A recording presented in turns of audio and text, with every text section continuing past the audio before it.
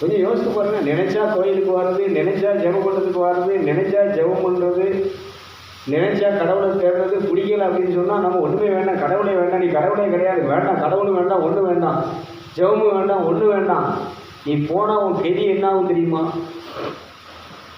நீ எல்லாரும் என்ன நினச்சிட்டு இருக்கிறோன்னு சொன்னால், நம்ம நினச்சது நடக்கலை, ஆசைப்பட்டது நடக்கலை, நம்ம வேண்டுனது கிடைக்கல, இந்த உலகத்தில் உள்ள சில பொருட்களை நீ கடவுளுக்கு அர்ப்பணிச்சுன்னு சொன்னால் அந்த உலகத்தில் உள்ளது எல்லாம் நிறைய நிச்சயம் உன்னை விட்டு போகும்,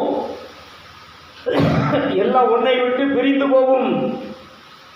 அப்படிங்கிறது பட்சத்தில் இந்த கடவுளை ஆதாயமாக்கி கொள்வதற்காக எல்லாவற்றையும் பவுல் சொல்றான், குப்பை என கருதுகிறேன். கைது தேடிச்சு நீ கடவுளை நிறைய நேரத்தில் நம்ம என்ன செய்யறோம்னு வெறுக்கிறோம். நிறைய நேரத்தில் இந்த உலக காரியங்களுக்காக, இந்த மனுஷரை பிரியப்படுத்தணுங்கிறதுக்காக, மனுஷன் கொடுக்கக்கூடிய சந்தோஷத்துக்காக என்ன செஞ்சிருந்தோம்னா ரொம்ப தூரம் என்ன செஞ்சிடணும்னா தொலைவில் போயிடணும். அதனால தான் சொல்கிறார், உங்கள் உதடுகள் துடிக்கிறது, உள்ளம் உங்கள் ஆன்மா வெகு தொலைவில் இருக்கிறது. நீ கோயிலுக்கு போகிறவங்க நிலைமையில எடுத்துக்கோங்க. அதான் சொன்னேன், இந்த வடக்கு முழக்கில் ஆட்சி சபையில் இருக்கக்கூடிய கிறிஸ்தவர்களுக்கும் இந்த தெய்வ சகாயம் பிள்ளைக்கும் உள்ள வித்தியாசத்தை உங்களுக்கு சொன்னேன். உண்மையான கடவுளுக்கு அர்ப்பணித்தவங்க என்ன செய்வாங்கன்னா, அவர் சித்திரவதை பண்ணுறாங்க. எதுக்கு? இந்த இயேசுவை மறுதளிச்சிடப்பா, இந்த கடவுளுக்கு உன்னை ஒப்பு கொடுத்துட்டேன்னு சொல்கிறலாம், படைச்சவருக்கு ஒப்பு கொடுத்துட்டேன்னு சொன்னாலும் அவரை நீ மறுதளிச்சிரு, அவரை விட்டு நீ பின்வாங்கிரு, பழையபடி உனக்கு இந்த கொட்டாரத்தில் என்ன செய்யறோம் அதே வேலையை நான் உங்களுக்கு தர்றேன், அதை விட சம்பளம் அதிகமாக தர்றேன், உனக்கு நல்ல வீடு வாசல், நல்ல உனக்கு இந்த உலக செல்வங்களை எல்லாம் நான் உனக்கு என்ன செய்யறேன் அள்ளி தருகிறேன். அவர் சொல்றாரு, இந்த அற்ப விஷயத்துக்காக, இந்த அற்ப சந்தோஷத்துக்காக, நீ தரக்கூடிய இந்த ஒரு கேவலமான ஊதியத்திற்காக இந்த உயிரையும் இந்த உடலையும் படைத்தாரே. இதை விட ஒன்று என்னன்னு சொன்னால், என்ன ரட்சிப்பதற்காக, என்ன அன்பு செய்வதற்காக தன் மகனையே கையளிச்சு சிலுவை சாவுக்கு ஒப்பு கொடுத்தாரு. நான் அந்த தெய்வீக நிலையை அடைகிறதற்கு, நான் உருமாற்றம் அடைகிறதற்கு தன்னுடைய உருவத்தையே உருக்குலைக்க செய்தாரே. அதுக்கு இதெல்லாம் ஈடாகுமா? அதுக்கு இதையெல்லாம் இணையாகுமா? அதுக்கு முன்னால் இதை வச்சா இதெல்லாம் என்ன, எனக்கு இதுக்கு முன்னால் இதை நிற்க முடியுமா?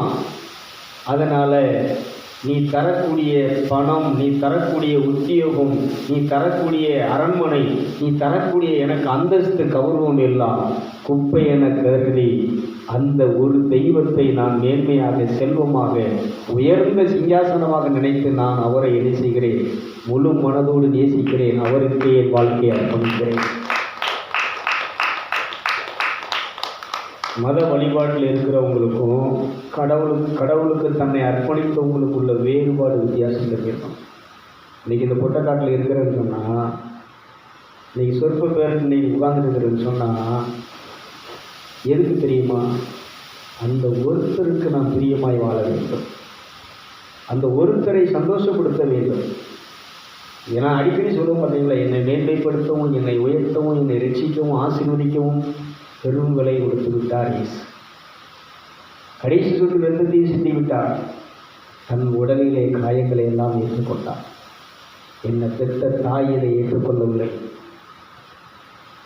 எனக்கு அறிமுகமான ரொம்ப நெருக்கமான என் தாயும் தந்தையும் இதை செய்யவில்லை. எனக்கு அவங்களுக்கு பாரமாக இருக்கும்போது செத்து தொலைஞ்சான இவெல்லாம் உயிரோடு இருக்கலாம். ஒரு வேலையும் இல்லாமல், வெட்டியும் இல்லாமல், வேலை செய்யாமல் இந்த குடும்பத்துக்கு பாரமாக இருக்கிறான்னு நினச்சவங்க. ஆனால் தனக்கு ஆசீர்வாதமாக, தனக்கு பிரியமானவனாக, தனக்கு நண்பனாக எல்லாரும் ஒதுக்கி தள்ளிய பொழுது நண்பனாக, அன்பனாக ஏற்றுக்கொண்டது யாருன்னு சொன்னால் இந்த படைத்த கடவுள் மட்டும்தான். கைதிட்டு கிளம்பவும். அப்போ இந்த ஒரு காரணத்துக்காக, நல்லா நீ கவனிச்சுக்கோங்க, அந்த ஒரு காரணத்துக்காக, ஒரே ஒரு காரணத்துக்காக இன்னைக்கு நேற்று நான் நைட்டில் பார்க்கும்போது ஏற்கனவே தூங்குறது 1 மணிக்கு மேலே தான் தூங்குவேன். தூக்கம் பிடிக்கிறது 1 மணிக்கு மேலே. அது வரைக்கும் இருந்துச்சு என்னென்ன சோல் அதில் உறவாடிக்கிட்டே இருக்கும். இந்த முத்திரைகளை போட்டு அப்படியே என்ன செஞ்சுட்டு அதிலே என்ஜாய் பண்ணிட்டு ரொம்ப காமனாக அமைதியாக ரொம்ப ஜாலியாக. முந்தா நாள் பார்க்கும்போது இந்த ரோட்டுக்கு மேலே அதில் நான் என்ன செய்கிறேன்னா நிற்கிறேன். நின்றுக்கிட்டு உள்ளுணர்வு சொல்லுது, இங்கே பாம்புகள் நடமாடும், நீங்கள் ஜாக்கிரதையாக இருக்கணும்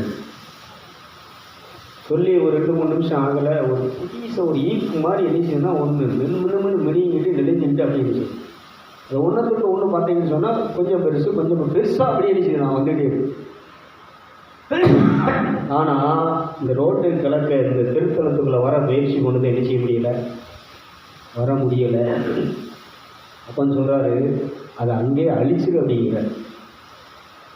இப்போ நான் என்ன செய்கிறேன்னா, அப்போ படிச்சுக்கிட்டு அப்போ அந்த அந்த தியானத்திலேருந்து எந்திரிச்சிட்டு சரி இதை நீங்கள் என்ன செய்யணும் ஏதோ அப்போ தான் சொல்கிறாரு, அவன் கொல்லவும் அழிக்கவும் திருடவும் எப்போ என்ன செஞ்சுட்டு இருக்கிறான், வகை தேடிக்கிட்டே இருக்கிறான்.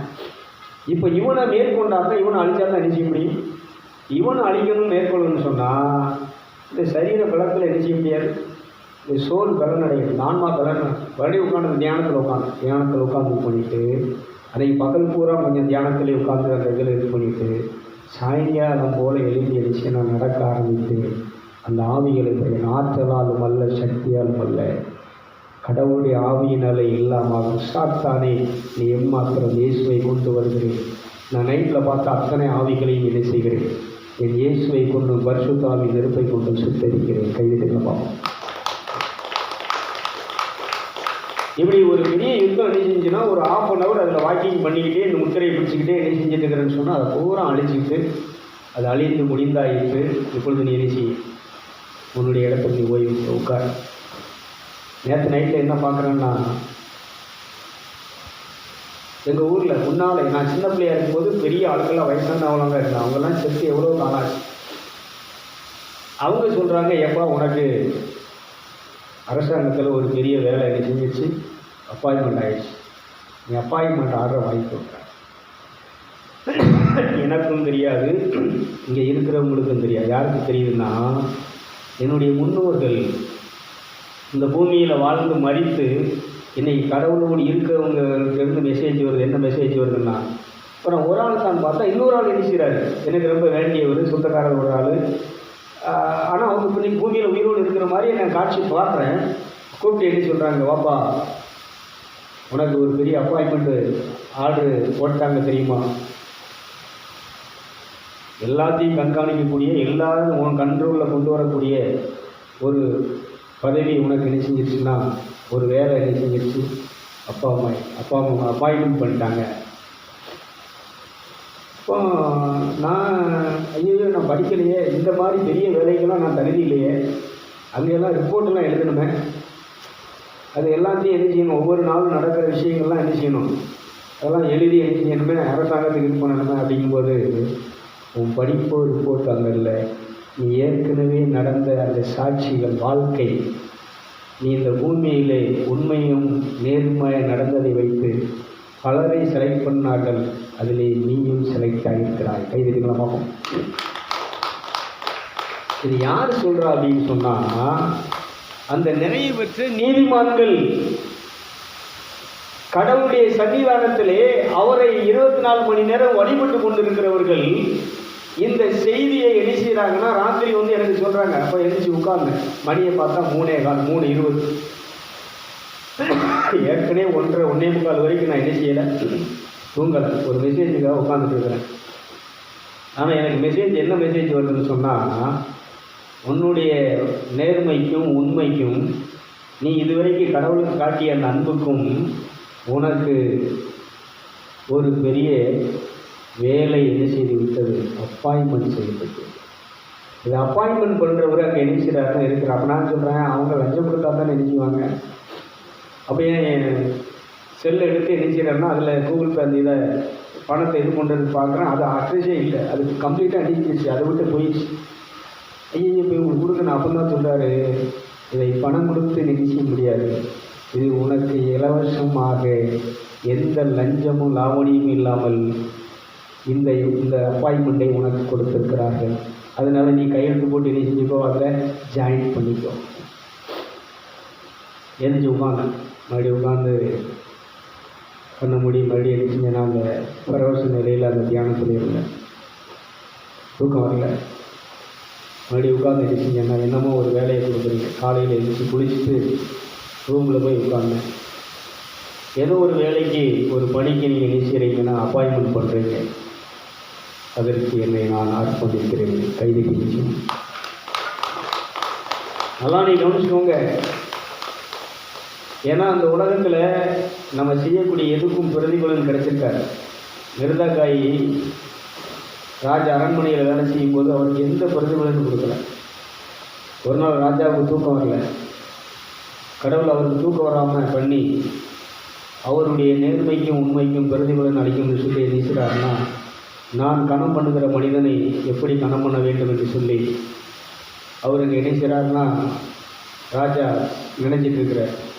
அப்போ ஆமான்னு வரலாம் இவரை தூக்கில் போடுறது கண்டிக்கிறதுக்கு அவன் சூழ்ச்சி பண்ணிட்டு ராஜாட்ட உத்தரவு கேட்க வர்றான்.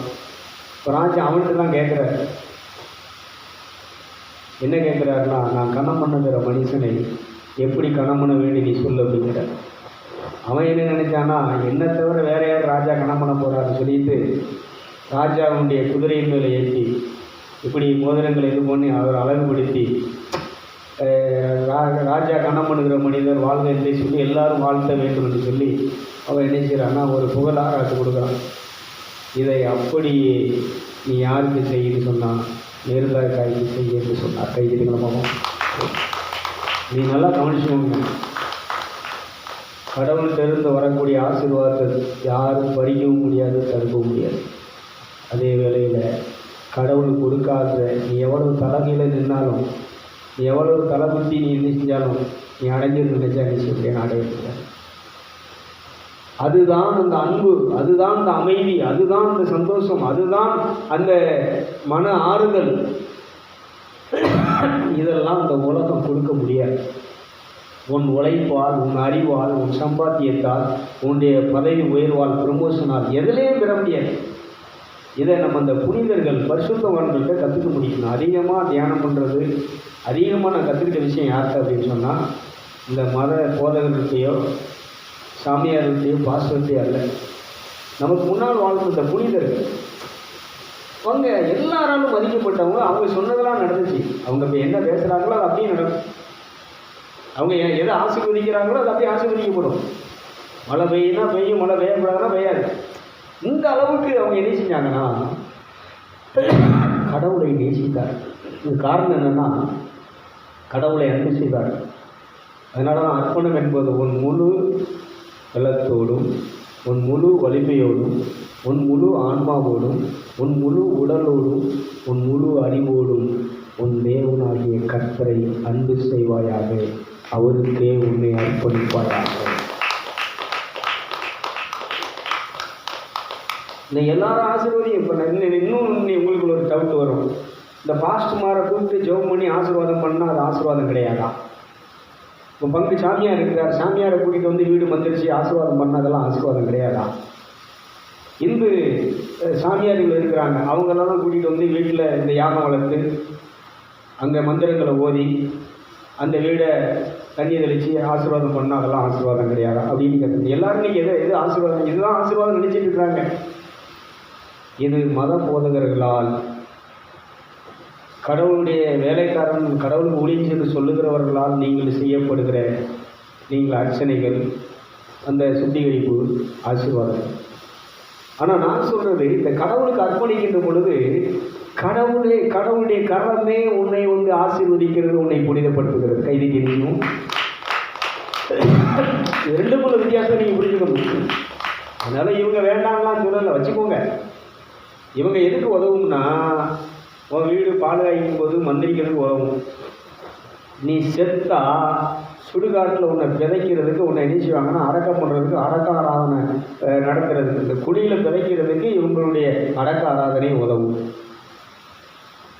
உனக்கு கல்யாணம் முடிக்கணும் அப்படின்னு வரும்போது அந்த தாலி எடுத்து கொடுத்து, கடவுள் பேரால் நான் உங்களை என்ன செய்கிறேன், சேர்த்து வைக்கிறேன், நீங்கள் இனி இருவர் அல்ல ஓர் உடல், நீங்கள் என்ன செய்யுங்கள், இந்த வார்த்தையை சொல்லி அவங்க ஆசீர்வதிக்கிறதுக்கு அவங்களுடைய உறவு. ஆனால் அந்த விண்ணக வீட்டில், பரலோகமே நம்முடைய தாய் நாடு, அந்த நாட்டில் அந்த வீட்டில் உன்னை சேர்க்கிறது எதுன்னு சொன்னால், நீ கடவுளுக்கு படைத்தவருக்கு கொடுக்குற அர்ப்பணம் ஒன்று உன்னை அந்த பரலோகத்தில் அந்த மேன்மையான வீட்டில் கொண்டு சேர்க்கும். இன்னைக்கு எல்லாரும் என்ன நினச்சிட்டு இருக்கிறாங்கன்னா, என்ன நிறைய இடத்துக்கு கூப்பிடுறாங்க. வீடு பாதுகாப்பு போகுதுன்னா அந்த வீட்டை ஜெபம் பண்ணி தண்ணி தெளித்து அந்த அடுப்பு பற்ற வச்சு பால் காய்க்கிறதுல சந்தோஷப்படுறாங்க. இதெல்லாம் நடந்துகிட்டு இருக்கு. அதேமாதிரி சில கல்யாணத்துக்கு நினைக்கிறாங்க. பேருக்கு வந்து நினைச்சிங்க ஜெபம் பண்ணி இந்த கல்யாணத்தை நடத்தி போய் என்ன பண்ணி வச்சுருக்கிறோம். இதெல்லாம் உங்கள் திருப்திக்காக நடக்கிற விஷயம், என்னுடைய திருப்திக்காக நான் பண்ணி வைக்கிற விஷயம். ஆனால் இந்த கடவுளுக்கு அர்ப்பணித்து கடவுள் வந்து கடவுளே உங்களை ஆசீர்வதித்து, கடவுளே உங்களுக்கு குருவாக, கடவுளே உங்களுக்கு மெய்ப்பனாக, போதகராக, கடவுளே உங்களுக்கு மருத்துவராக, கடவுளே இந்த உடலுக்கு இந்த உயிருக்கு முதலாளியாக எஜமானனாக வருகிற நிலை என்பது இது யாருக்கு வர்றாருன்னா அர்ப்பணித்தவங்களுக்கு. ஆனால் இப்போ இந்த மதத்தில் மத வழிபாட்டில் இருக்கிறவங்க, கோயிலுக்கு போகிறவங்க, சர்ச்சுக்கு போகிறவங்க நிச்சயவாங்கன்னா இந்த பாஸ்ட் கிடைக்கும், பாஸ்ட் வழியாகவும் ஆசீர்வாதம் கிடைக்கணும். அது அம்புட்டு தான் இருக்கும், தற்காலிகமானதாக இருக்கும். ஆனால் கடவுளுடைய ஆசீர்வாதம், அவர் ஆசீர்வதிச்சது தான். அவர் வந்து உனக்கு உன்னை கொடுத்துட்டாருன்னு சொன்னால் இந்த உலகத்தில் அதை யாரும் எதுவும் நினைச்ச முடியாது, பறிக்கவோ எடுக்கவோ முடியாது. பிரைதலாம். அப்போ இந்த அர்ப்பணத்துக்குள்ள இதை யார் வர்றான்னு கடவுள் எதிர்பார்த்து கொண்டு இருக்கிறார். நான் உன்னை படைச்சிருக்கிறேன், உனக்காக எல்லாத்தையும் படைச்சிருக்கிறேன், எல்லாத்தையும் நான் உனக்கு எது செஞ்சிட்டேன்னா உன் கையில் கொடுத்துட்டேன். நீ எதுக்குடா இன்னும் என்ன பிரிஞ்சு வர? அதான் சொன்னோம்ல, உனக்கு தாயின் வயிற்றில் உருவாக்குனது நான், அங்கே உன்னை பரிசுத்தப்படுத்தினது நான், அந்த வயிற்றிலிருந்து உன்னை வெளியில் கொண்டு வந்தது நான், உனக்கு இந்த எல்லா உறுப்புகளையும் கொடுத்தது நான். சும்மா ஒரு 10 மாதம் வயிற்றுக்குள்ள வச்சு வெளியில் கொண்டு வந்த அறிமுகமானவங்கள நீ பெருசாக நினைக்கிற, அவங்கள கடைசி வரைக்கும் நினச்சிட்டு இருக்கிற. ஆனால் இத்தனையும் செய்த உருவாக்கிய உன்னை பரிசுத்தப்படுத்தி இந்த பூமியில் உன்னை உயிரோடு வாழ வைத்து கொண்டு இருக்கக்கூடிய என்னை நீ என்ன செய்து விட்டாய்? புறக்கணித்து விட்டாய், என்னை நீ மறந்து விட்டாய். நீ நிறைய பேர் சொல்லுவாங்க, தாயின் தகப்பனும் தான் தெய்வம், தாயின் தகப்பன் தான் தெய்வம், நம்முடைய குலதெய்வம் தான் தெய்வம். இப்படி நிறைய என்ன செஞ்சாங்கன்னா, தெய்வம் நிறைய இருக்கலாம், ஆனால் கடவுள் என்பவர், படைத்தவர் என்பது ஒருத்தர் மட்டும்தான். கைதிருக்கலாம்.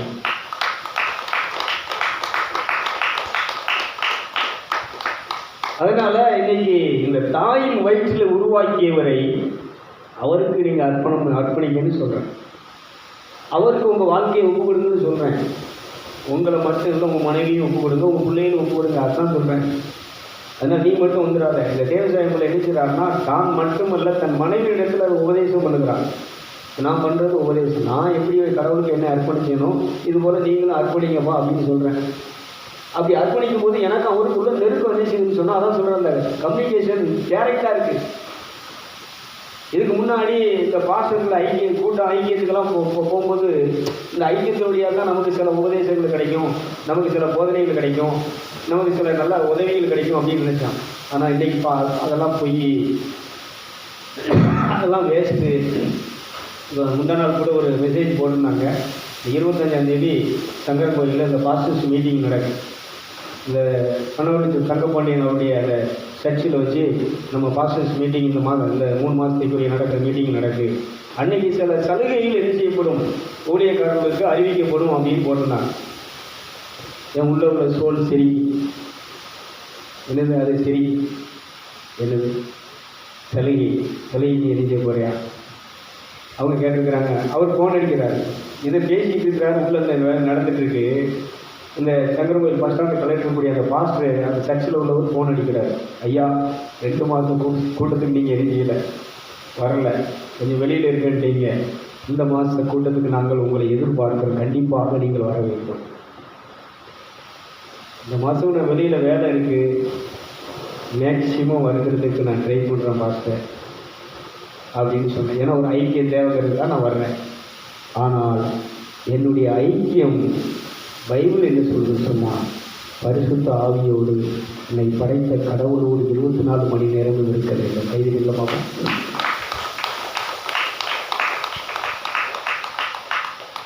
இன்னைக்கு கிறிஸ்தவங்களுடைய ஐக்கியம் எப்படி இருக்குது தெரியுமா? கொஞ்ச நேரம் அந்த சர்ச்சைக்கு வர்ற நேரம் மட்டும்தான். ஒரு தகப்பன் பிள்ளையை பார்த்து எல்லாம் நல்லா இருக்கா, ஒழுக்கமாக இருக்குது அப்படின்னு சொன்னால், நீ இந்த பூமியில் இருக்க 4 வரைக்கும் நீ ஒழுக்கமாக இருக்கணும். நான் சொல்கிற இந்த வீட்டில் இருக்க நேரம் மட்டும் நீ அவன் எழுச்சிவான். வீட்டில் இருக்கிற நேரம் ஒழுக்கமாக இருப்பான், வீட்டை விட்டு வெளியில் 3 நேரம் எழுச்சிவான், அவன் இஷ்டத்துக்கு எழுச்சிவான். இது மாதிரி இன்னைக்கு இந்த கிறிஸ்துவ வழிபாடு மாறிவிட்டது. இந்த ஆலய கூட்டங்கள் மாறிவிட்டது, ஜெப கூட்டங்கள் மாறிவிட்டது, உபவாச கூட்டங்கள் மாறிவிட்டது, இந்த கன்வென்ஷன் கூட்டங்கள் மாறிவிட்டது. ஆனால் கடவுளுக்கு அர்ப்பணிக்கிற வாழ்க்கை 24 மணி நேரமும் இந்த பூமியிலே நீ உயிரோடு இருக்கும் நாள் மட்டும் கடவுளுக்காக மட்டும், அர்ப்பணிச்சுவதற்காக மட்டும், அவருடைய சந்தோஷத்துக்காக மட்டும், அவருடைய சித்தத்தை விருப்பத்தை இந்த பூமியிலே நிறைவேறும் மட்டும் நீ என்ன செய்வன்னு சொன்னால் அதுக்காகவே நீ வாழ்ந்து கொண்டிருப்பான். அன்னால் அந்த குழந்தையை சொல்கிறா, உயிரோடு இருக்கு இந்த பூமியில் உயிரோடு இருக்கும் நாள் மட்டும் இவன் கடவுளுக்கே ஊழியம் செய்து கடவுளுக்காக வாழப்படி நினைச்சுக்கிறேன். இந்த ஆலயத்தில் இந்த குழந்தையை ஒப்படைக்கிறேன், அர்ப்பணிக்கிறேன்.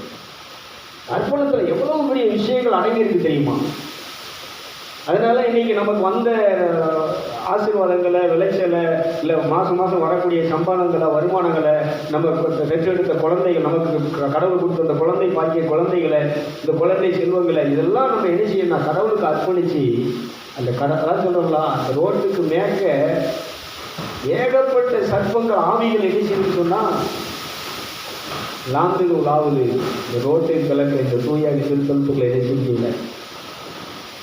ஏன் நான் ஒவ்வொரு நாளும் ஒவ்வொரு வாரமும் சொல்வேன், இந்த ஊழியத்தை, இந்த திருத்தலத்தை உமக்கே நான் அர்ப்பணம் செய்கிறேன். கைதிகளை பார்ப்போம், நல்லா கற்றுக்கிட்டேன்.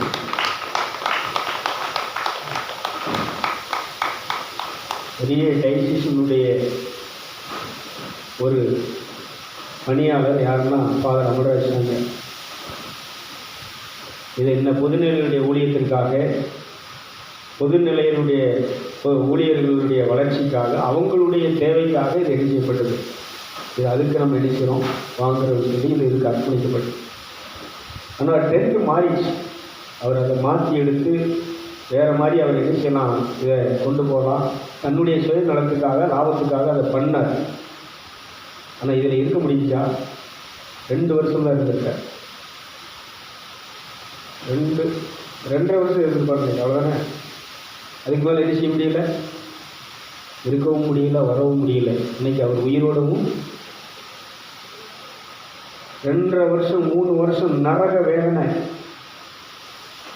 காலு கை எலி செஞ்சு போச்சு, வாய் எலி செஞ்சிருச்சு, சாப்பாடு அள்ளி சாப்பிட முடியல. இப்படி சேரில் உட்கார்ந்து எலி செய்ய முடியாது, இருக்க முடியாது. இந்த முதுகு எலும்பு எலி செஞ்சு பின்னாடி தள்ளிட்டு மரணம் வருமானம் எதிரில்லாத நிற்கிறாங்க, ஜெபம் பண்ணுறாங்க, வரமாட்டேன். நான் குறையாக சொல்லலை. ஒரு இடத்த நம்மளை கடவுளுக்கு அர்ப்பணிச்சிட்டோம்னு சொன்னால், நீ எவ்வளோ பெரிய சக்திவானாக இருந்தாலும் சரி, நீ எவ்வளோ பெரிய செல்வாக்குள்ளவனாக இருந்தாலும் சரி, இந்த அர்ப்பணத்துக்கு முன்னால் ஒன்றால் நினைச்ச முடியாது. குறியுள்ள மைக்கேல் பெரிய பணக்காரன் தான் அந்த இதை நினைஞ்சிருக்கான், வாங்கியிருக்கான். போலீஸுக்கு, வக்கீலுக்கெல்லாம் ஏகப்பட்ட ரூபாயாக அழைச்சிங்க. ஆரம்பம் அந்த 2010 அள்ளி என்னை அரெஸ்ட் பண்ணுறதுக்கு மட்டும் நினைஞ்சிருக்கிறாங்கன்னா ஒரே நாள் 80,000 நினைஞ்சிருக்கிறாங்க. அது நீ சொல்லு, நரைச்ச முடியக்கூடிய ஒரு நாள் என்ன செய்ய முடியல. இன்னும் என்ன செய்ய முடியல. வருஷம் என்னாச்சு, 14 வருஷத்துக்கு மேலே ஆச்சு, இன்னும் என்ன செய்ய முடியல. நான் ஏன் சொல்கிறேன்னா, அந்த கடவுளுக்கு அர்ப்பணிச்சது அவ்வளோ பவர். இன்றைக்கி அவங்க குடும்பத்தினுடைய நிலம் என்னென்னு தெரியுமா? இன்றைக்கி அவங்க கடன் எவ்வளோ கடனில் மூடி இருக்கான்னு தெரியுமா? சொத்தை விற்றாலும் என்ன செய்ய முடியாது. இந்த ஏரியாவிலேயே பெரிய பேரு புகழோடு இருந்தவங்க ஏகப்பட்ட ஊருக்கு வேலை விட்டு என்ன செஞ்சாங்க, தொழில் நிறுவனம் பண்ண தொழிலெல்லாம் அனுப்பி போச்சு, விவசாயம்லாம் என்ன போச்சு.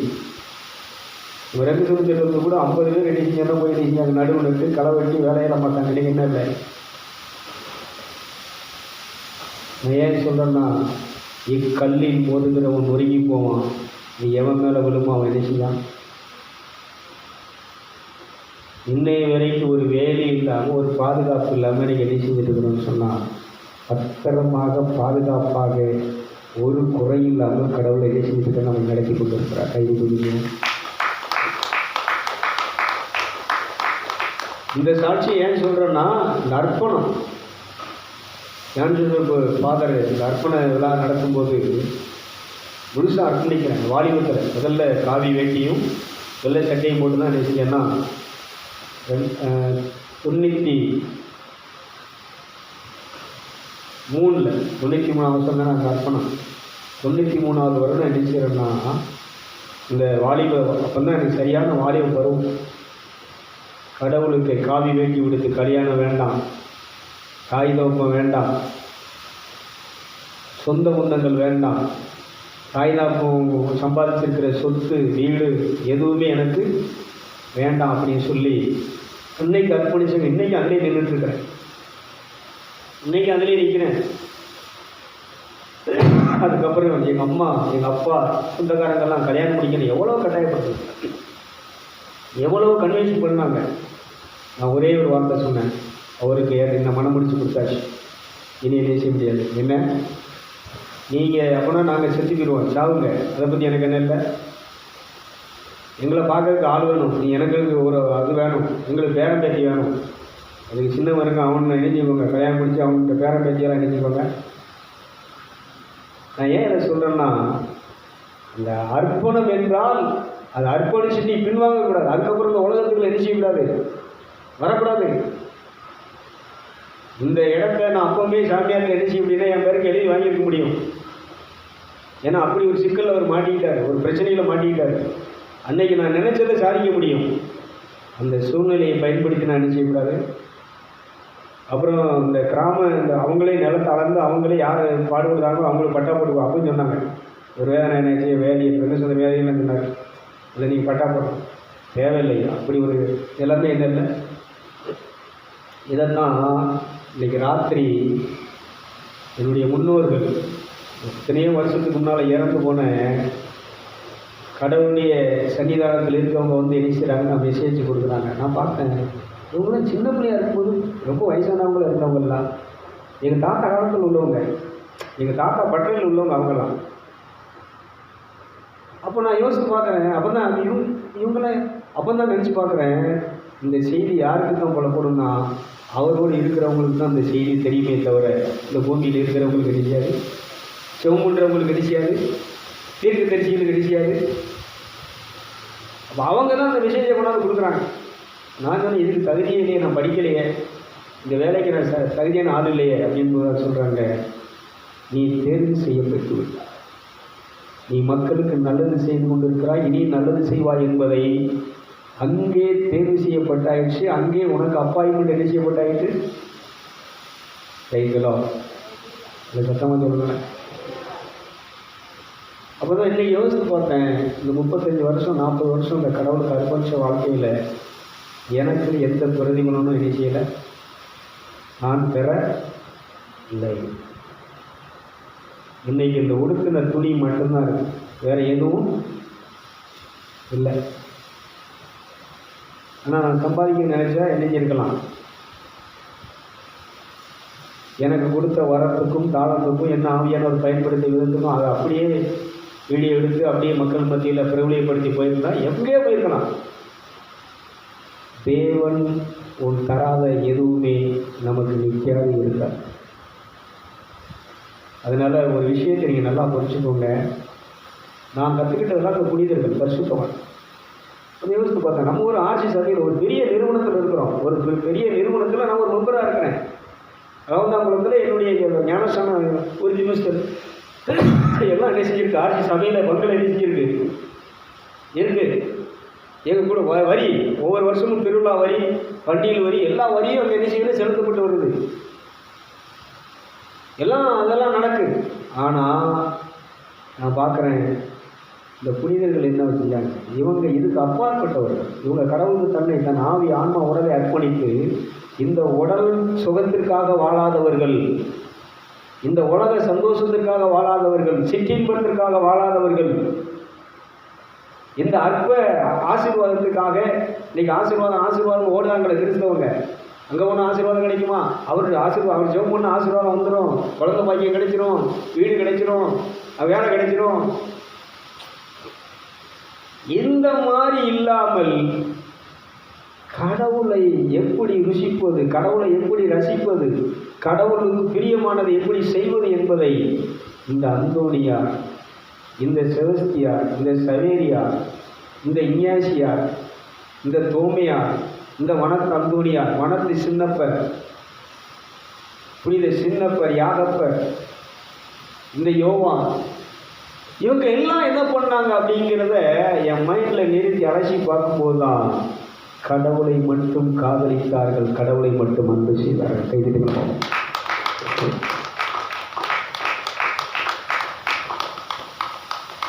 ஒரு சில விஷயங்களில் நம்ம அலைஞ்சது மாற்றினதெல்லாம் இப்போ வருத்தப்படுறேன். இதுவும் கடவுளுடைய வழிநடத்து. இதுலேயும் நான் அதுக்கு முன்னால் போகிறேன்னா இல்லை, இந்த சூழ்நிலையிலையும் அதுதான் தேடி இருக்கிறான். அதனால் ஒரு விஷயத்தை நீங்கள் நல்லா புரியணும். இந்த அர்ப்பணங்கிறது ஏதோ எமோஷனலாக நான் பிரசங்கம் பண்ணுறதை கேட்டுட்டு யாரும் பண்ணாதீங்க. நீங்கள் நிறைய பேர் என்ன செய்கிறாங்கன்னா ஜெபக்கூட்டத்தில் அந்த போதகர் எமோஷனலாக அர்ப்பணி ஒப்பு கொடுக்கணும், அதை விடுறேன்னு சொல்லுங்கள், அதை விட்டுட்டு வாங்க. எமோஷனலாக பண்ணுறதெல்லாம் நிற்காதுங்க. நீ உட்கார், அதுக்கு பலன் அடையணும். கடவுளுடைய பாதத்தில் காத்திருக்கணும். காத்திருந்து அந்த உன்னதத்தின் பலனை, அபிஷேகத்தை பெற்றுக்கொள்ளலை. இப்போ நான் என்ன பண்ண முடியும்? இந்த பிரசங்கத்தை வச்சுக்கிட்டு எல்லாரும் கடவுளுக்கு ஒப்பு கொடுத்து அர்ப்பணிச்சிருக்கான்னு நீங்கள் நினைச்சுவீங்க. இந்த நிமிஷத்தில் சொன்ன வார்த்தைக்கு அப்போ அர்ப்பணிச்சு எப்படி தான் அர்ப்பணிக்கணும், அர்ப்பணிப்பீங்க. ஆனால் இதில் நினைக்க முடியாது, நிற்க முடியாது, இதில் ஒன்றால் வாழ முடியாது. இந்த அர்ப்பணத்துக்கு உண்மையாக இருக்க முடியாது. இதுக்கு நான் என்ன செய்தேன்னா காத்திருந்தேன், காத்திருந்தேன், காத்திருந்தேன், ஒவ்வொரு நாளும் காத்திருந்தேன். இதில் நான் நிலைச்சி நிற்கிறதுக்காக உன் பாதத்தில் காத்திருக்கிறேன். இன்னைய வரைக்கும் நான் காத்திருக்கிறேன். இந்த காத்திருப்பு, அந்த ஆவியானவருடைய அருள் பொழிவு, அபிஷேகம் என்னை இந்த அர்ப்பணத்திலே நடத்தி கொண்டிருக்கிறது. கல்வி அதனால் ஏதாவது ஒரு கூட்டத்தில் யாராவது பிரசங்கம் பண்ணுறது, அந்த எஸ்ஐகே பிரான்சைஸ் எண்ணிச்சு வரலாம், அன்னைக்கு எண்ணிச்சு வராது. வரங்களை பற்றி பிரசங்கம் பண்ணிட்டு இப்போ அந்த வரத்தை தர வாங்கிக்கோ வாங்க அப்படிப்பார். எல்லாம் கும்புன்னு ஓடியாரும். இங்கெல்லாம் இதெல்லாம் நிற்காது. ஒரு மாதம் நிற்கும், இல்லைன்னா ஒரு 3 மாதம் நிற்கும். அதுக்கப்புறம் நிற்கிறோம். எல்லாம் எங்கேயோ போய் இது ஒவ்வொரு நாளும் நீ ஒப்பு கொடுத்து ஒப்பு கொடுத்து ஒப்பு கொடுத்து அர்ப்பணிச்சு அழகு டெய்லி. ஏதோ வாரத்தில் ஒரு நாள் கோயிலுக்கு வந்துட்டு இல்லை ஒரு உபவாச கூட்டத்தில் எங்கேயோ நடக்கிற கன்வென்ஷன் கூட்டத்தில் போய் எழுதி இருக்கிறது இல்லை. 24 மணி நேரமும் இந்த ஆவி, ஆன்மா, உடல் அவரை அன்பு செய்து கொண்டே இருக்க வேண்டும். உன்னை நேசிக்கிறேன், உன்னைத்தான் நேசிக்கிறேன், நீ மட்டும்தான் எனக்கு சொந்தம், நீ மட்டும்தான் எனக்கு நிலையானவர், நீர் மட்டும்தான் எனக்கு நிரந்தரமானவர், நீர் மட்டும்தான் என் கூட இருக்கிறவர், நீர் மட்டும்தான் என் உசுறு, நீர் மட்டும்தான் என் உயிரின் மேலானவர். இது என்ன செய்யணும்னா ஓடிக்கிட்டே இருக்கும். நீ உள்ளே வரும்போதும் வெளியில் போகும்போது எல்லா நேரத்துலையும், ஏதோ ஜவு பண்ணுற நேரத்தில் மட்டும் இல்லை, எல்லா நேரத்துலையும் நீங்கள் இந்த புனிதர்களை போல என்ன செஞ்சீங்கன்னா அவருக்காக வாழணும், அவரோட போய் வாழணும். இந்த சோறு 24 மணி நேரம், அது 1:30 மணி 2 மணி ஆகுது என்னைக்கு, அது வரைக்கும் என்ன செஞ்சுட்டு இருக்கு. அவர் அவ்வளோ ஒரு 2 மணி நேரம், ஒரு 2.5 மணி நேரம் தூக்கம் தாங்க. ஏதாவது டைம் தெரியுதா? 1:45 தான் படுத்திருக்கிறேன், 3 மணிக்கு 3:20 கழிஞ்சாச்சு. இந்த விஷயத்தை பார்த்து எழுதிச்சிட்டேன். அந்த குறைஞ்ச நேரமும் உள்ள சோறு என்ன செஞ்சுருக்குன்னா உள்ள என்ன செஞ்சுட்டு இருக்கும். சரீரம் அப்படி கண்டு எப்போவுமே பகலில் பார்த்தாலும் சரி, சேரில் உட்காந்து செத்தவங்களை ஜாத்தி வச்ச மாதிரி கதை வார்த்தை கை முத்திரையில் இருக்கும், விசுவல் ஓடிட்டே இருக்கும்.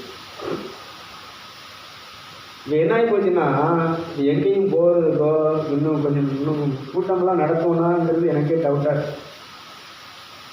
இவ்வளவு பேச வேண்டிய அவசியமே இல்லைன்னு தோணுது. இதெல்லாம் பேசி வேஸ்ட்டுன்னு தோணுது. இதுக்கு முன்னாடி நடந்துள்ளோம்ல, 1000 கணக்கில் 10,000 கணக்கில் கூட்டங்களை நம்ம நினைஞ்சிருக்கிறோம், கூட்டத்தை நினைஞ்சிருக்கிறோம். மார்த்தாண்டத்துலேயும் சரி, அங்கே தூத்தூர்லேயும் சரி, இங்கேயும் இந்த இடம் பிடிக்காத அளவுக்கு நினைஞ்சிருக்க கூட்டங்கள் நடத்திருக்கோம். ஆனால் இப்போ அதை நினைச்சு பார்க்குற இதெல்லாம் என்னது வேஸ்ட். இன்னைக்குள்ள அனுபவத்தில் வளர்ச்சியில் பார்க்கும்போது இதெல்லாம் வேஸ்ட். இந்த கொஞ்சம் பேருக்கு இப்படி இந்த உபதேசத்தை பண்ணி அவங்கள இந்த அனுபவத்துக்குள்ளே கொண்டு போயிருந்தா அவங்க என்ன செஞ்சுருப்பாங்கன்னா அந்த தாய் நாட்டில் அந்த இயேசுவானவர் ஆயத்தப்படுத்தின அந்த வீட்டில் அவங்க குடியிருப்பார்கள். கைதிரிகமாக இந்த 1000 10,000 இந்த லட்சமெல்லாம் என்ன செய்யாதுன்னா அந்த தாய் நாட்டில் அவர் ஆயத்தப்படுத்துகிற வீட்டில் குடியிருக்காது. ஏன்னா இதெல்லாம் என்ன செய்யலை, ஆசீர்வாதத்தை தேடி இந்த பிரபஞ்சத்தின் தெய்வம் சாத்தானை வழிபட்டு கொண்டு இருக்கிறார்கள், சாத்தானுக்கு ஊழியம் செய்து கொண்டு இருக்கிறார்கள். ஊதியத்துக்கு ஊழியம் செய்கிறது எல்லாமே சாத்தானுக்கு ஊழியம். இந்த புனிதனுடைய வரலாறு எடுத்து பாருங்க. யாரும் ஊதியத்துக்காக செஞ்சது கிடையாது, ஊழியம் செய்யலைங்க. ஊதியம் வேண்டாம் என்று சொன்னார்கள். ஊதியம் இல்லாமல் கடவுளுக்காக வாழ்நாளெல்லாம் என்ன செஞ்சாங்க. நம்ம வெளியில் உள்ளவங்களை பார்க்குறோம், அவங்க ஊதியத்துடைய வேலை பண்ணுறாங்க, ஊதியம் பண்ணுறாங்க, அவங்களுக்கு சம்பளம் கிடைக்கி, அவங்களுக்கு கும்பலம் கிடைக்கி, ஜெம் போன பிறகு வீட்டில் அவங்களுக்கு தனியாக செலவு கொடுக்காங்க, ஜாலியாக இருக்கலாம். இங்கே ஜாலியாக தான் இருக்கலாம். ஆனால் மேல் வீடு என்ன செய்யாது, நரகத்துக்கு தான் போகணும். நெருப்போட தான் நீங்கள் எடுத்து நிற்கணும். ஏசுநாதர் சொன்னார், நரிகளுக்கு புலிகள் உண்டு, வானத்து பறவைகளுக்கு எனக்கு தலை சாய்க்க இவங்களுக்கு சாப்பாடு போடணும். என்கிட்ட ஒன்றும் இல்லை, உங்கள்கிட்ட ஏதாவது இருக்கா? எந்த அளவுக்கு இந்த இறைமகன் வழிகாட்டியிருக்காரு பாருங்களேன். அதே அப்போ சொல்லுது, எங்கள்கிட்ட வெள்ளியும் பொண்ணும் இல்லை, இயேசுவின் நாமத்தில் நீ எழுப்பி நட. கைதடிகளை பார்ப்போம். இன்னைக்கு பெந்தைக்கோஸ்தே பாஸ்டர்கள் ஊதியத்திற்காக இன்னைக்கு இந்த வீட்டுக்கு போனால் இவ்வளோ கிடைக்கும், இந்த வீட்டுக்கு போனால் கவர் கிடைக்கும், இந்த வீட்டுக்கு போனால் காணி, ஊதியத்துக்கு அடைஞ்சிட்டீங்க, சோழி முடிஞ்ச. நீ செஞ்ச ஊழியத்திற்கு இங்கே ஊதியம் பெற்று விட்டாய், உனக்கு அங்கே என்ன கிடைக்காது. இந்த 35 வருஷம் 40 வருஷம் இந்த ஊழியத்தில் நான் சொல்கிறேன், அந்த ஊதியம் நான் வாங்கலைங்க. நான் சாப்பிட்டது கூட உடுத்தினது கூட நீங்கள் ஒரு காலம் எடுத்து கொடுக்கறத உடுத்திருக்கேன். ஆனால் சாப்பிட்டது மற்ற என்னுடைய பர்சனல் இது எல்லாமே இந்த இடத்துல உழைத்த இந்த ஊழியர்களும் நானும் உழைத்த உழைப்பால் உண்டு வாழ்ந்து கடவுளுக்கு ஊழியம் செய்திருக்கிற நெஞ்ச நிமித்தி என்ன செய்யுது கைகளாம். உங்களுக்கும் என்ன செய்யும் சரி, நீங்கள் போடுறத உண்டியில் என்ன செய்ய முடியாது. காபிக்கு தெரியாமல், பிஸ்கட்டுக்கு தெரியாமல், 1-2 பேர் கொடுக்குறது கரண்ட் பில்லுக்கும் இதுக்கு என்ன செய்வோம், மேய்ச்சலவுக்கு என்ன செய்யும். இனத்தை வச்சு சாப்பிட மருந்து மாத்திரை எதை வச்சு வாங்க. ஹலோ, ஆண்டவர்கிட்ட கேட்டேன், ஐயா இப்படி ஒரு சின்ன பிரச்சனையை உடலில் பலகீனத்தை கொடுத்துட்டியே, இதுக்கு அண்ணாமலை ஆஸ்பத்திரியா மெடிக்கலுக்கு போனால் 8000 மாதம் 8000. நீ மோடி ஐயா ஒரு மெடிக்கலை வச்சுருக்கிறதுனால அது ஒரு 3000 நீங்கள் போயிட்டு.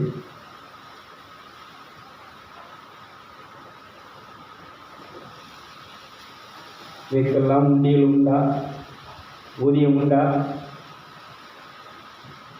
நான் சொல்கிறேன், அவருக்கு அர்ப்பணிப்பு பாருங்கள். வேற பற்றி எடுத்துட்டியா, அர்ப்பணிச்சு பாரு. இதுக்கப்புறம் வாழ்க்கை ஜாலியாக இருக்கு. இதுக்கப்புறம் இந்த சோல் என்ன செய்யும், ஆனந்தத்தில் பேரானந்தத்தில் என்ன செய்யும். கைகளா இந்த நடக்கிற காரியங்கள் நடந்தாலும்,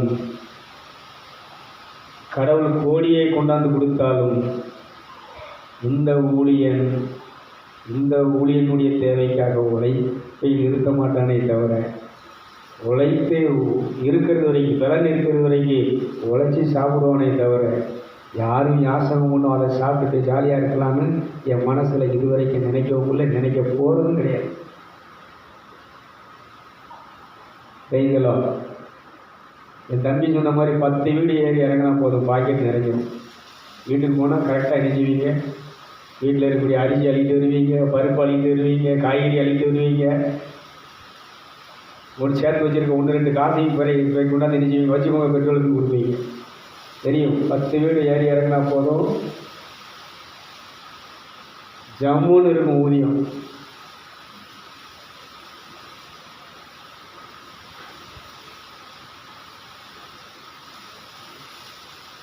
ஆனால் என்னை அர்ப்பணித்தவருடைய போஷிப்புள்ளே பாதுகாப்புள்ளே வழிநடத்தலை நான் இல்லை.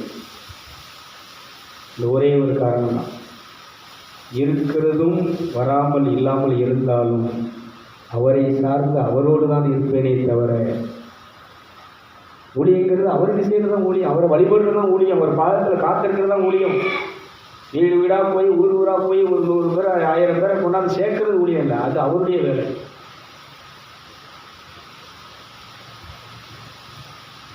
அதனால் இதெல்லாம் எனக்கு வருத்தமே கிடையாது.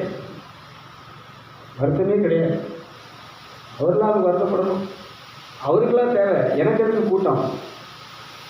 இந்த கூட்டத்தை யார் கொண்டு சேர்க்கணும்? அவரெல்லாம் சேர்க்கணும். ஒரு காலத்தில் ஓட்டினேன், ஒரு காலத்தில் கூட்டத்தை சேர்க்கணும், இப்படி காத்திருந்து நைட்டு பகலமாக ஜெபம் பண்ணணும். ஆண்டவரே எல்லா ஊர்லேருந்து ஆட்கள் வரணும் ஆண்டவரே, நிறைய கூட்டங்கள் வரணும் ஆண்டவரே, இதெல்லாம் ஜெபம் பண்ணி கூட்டங்கள் வந்த காலங்கள்லாம் உண்டு. அதனால் என்ன பிரயோஜனம், என்ன நன்மை?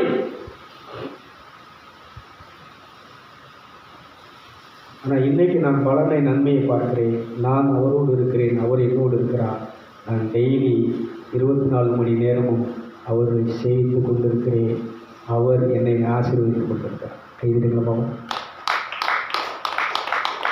நீ நிறைய பாஸ்டர்மார்கள் நல்லா தெரிஞ்சுக்கணும். ஏதோ வீடு கூட போய் ஜெபம் பண்ணுறது, ஆட்களை கோயிலில் கொண்டு வந்து கூட்டி சேர்க்கறது ஊழியம் இல்லை.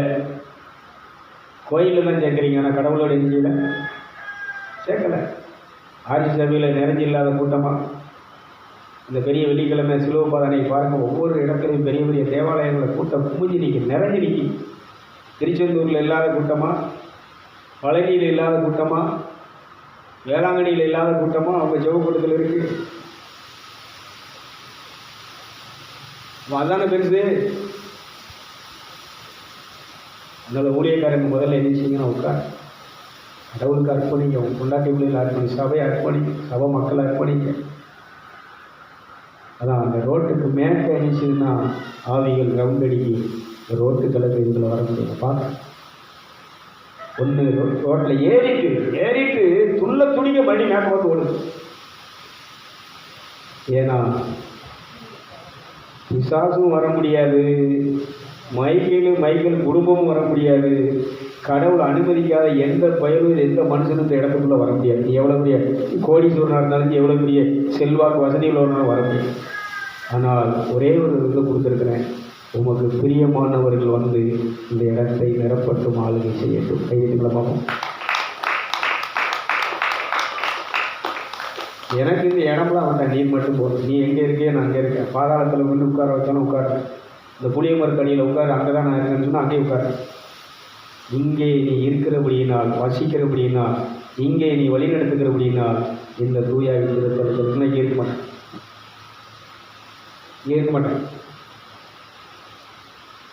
நீ எத்தனை பேர் கட்டாயப்படுத்தினாலும் கம்பல் கொண்டாலும் நெஞ்ச மட்டும் இருக்க மாட்டேன். ஏன்னா அவர் இருக்கிறார். அதை சொல்கிறாங்க, உள்ளே வர முடியல. நிறைய ஆமைகள் சுற்றுது, நிறைய சர்ப்பம் பார்க்க. ஒரு சின்ன ஈக்கு மாதிரி மினிங்கிட்டு ஒன்று முதல்ல வருது, அதுக்கு முன்னாடி வரிசையாக ஒன்று ஒன்றா வருது பார்க்குறேன். இவ்வளவும் இதுக்குள்ளே வந்துச்சுன்னா நம்ம இடத்துக்காகவும் யோசித்து பார்க்குறேன். அப்போ தான் சொல்கிறார், அத்தனையும் அழித்து ஒழித்து விடு. அத்தனை நினைச்சிரு, அழித்து ஒழித்து விடு. பலவானுடைய கிரிகளை கூட கட்டி அடி. முன்னாடி என் கையில் ஆயுதம் இருக்காது, என் கையில் ஆயுதம் இருக்குது. இடப்பட்ட காலங்களில் இருக்காது, ஆரம்பத்தில் இருக்கும். ஆனால் இன்னைக்கு ஆயுதத்தோடு இருக்கிறேன். என்னம்மா இது? அதான் கண்ணு நம்ம கூடாக இருக்கிறதுனால, ஆன்மா செத்து கிடக்கிறதுனால என்ன நடக்குது, நம்மளை சுற்றி என்ன நடக்குது, பிசாசு எப்படி வேலை செய்தால், எந்த ரூத்தில் வேலை செய்தால் நமக்கு தெரியாமல் உட்காந்துருக்கிறோம். கண் திறக்கப்பட்டிருக்கிறதுனால தெரியுது, பிசாசு கூட்டமும் தெரியுது, பரலோகத்தின் கூட்டமும் தெரியுது. பரலோகத்தினுடைய செய்தி எனக்கு என்ன செய்யுதுன்னா அங்கேருந்து வருது. அதான் சொல்கிறாங்க, அந்த செய்தி யார் கொண்டு வரான்னா என்னுடைய முன்னோர்கள் கொண்டு வராங்க, தேவதூர்கள் கொண்டு வராங்க. இதெல்லாம் அனுபவத்தில் இருக்குது. இது யாரும் என்ன செய்ய முடியாதுன்னா சும்மா ஒரு கப்ஸா விடாதுன்னு சொல்ல முடியாது. நான் ப்ராக்டிக்கலாக நினைஞ்சிருக்கேன்னா என்னுடைய தியானத்தில், என்னுடைய அந்த தவத்தில் நான் என்ன செய்கிறேன்னா இதை அனுபவிச்சுட்டு இருக்கிறேன். அதனால வந்து தவம் பண்ணுங்க, தியானம் பண்ணுங்க. சும்மா அப்படி ஜவப்படுத்தல உட்காந்து உளறிக்கிட்டே நிற்காங்க.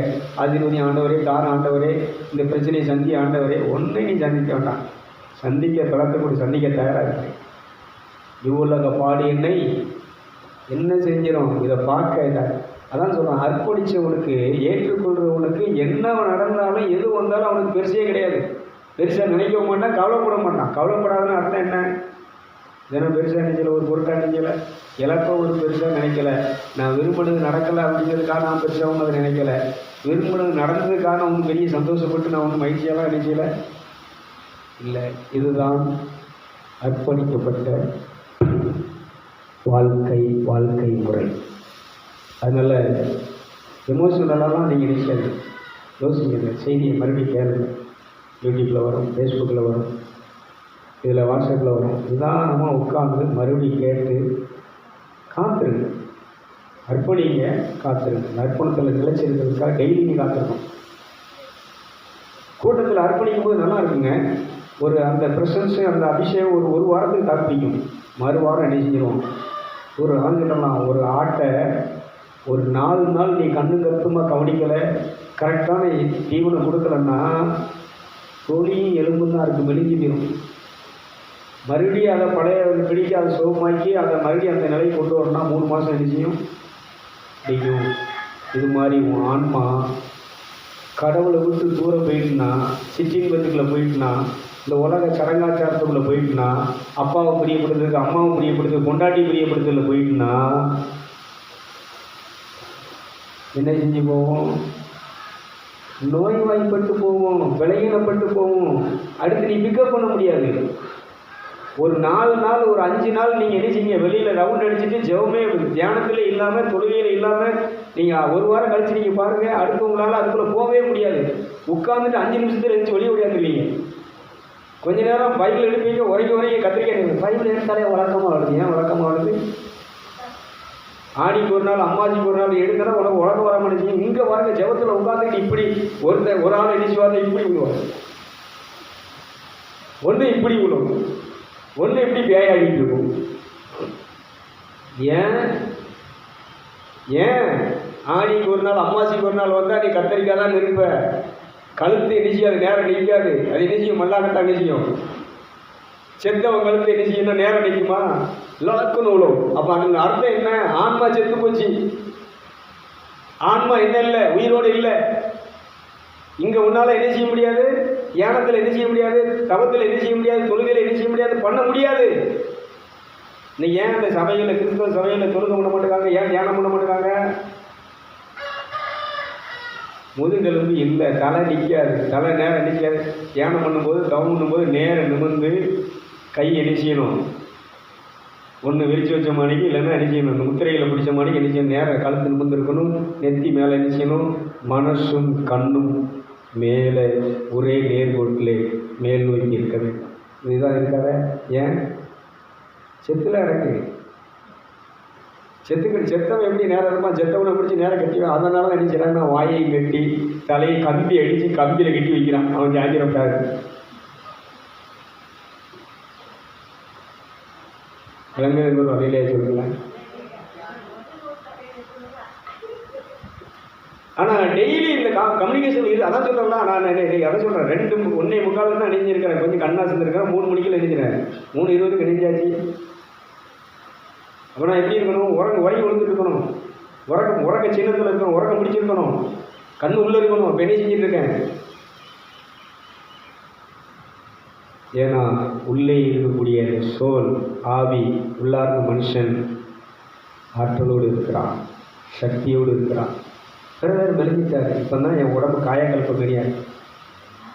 ஆனால் இந்த ஊழச்சதை இல்லாமல், இந்த ஊழச்சதையில் இருக்கக்கூடிய அந்த சரீரத்தினுடைய மாம்சத்தினுடைய தன்மைகள் இல்லாமல் சாகடிக்கப்பட்டு இந்த ஆவிக்குரிய நிலை தன்மை செய்யணும்னா நிறைந்திருக்கிறதை பார்க்கிறேன்.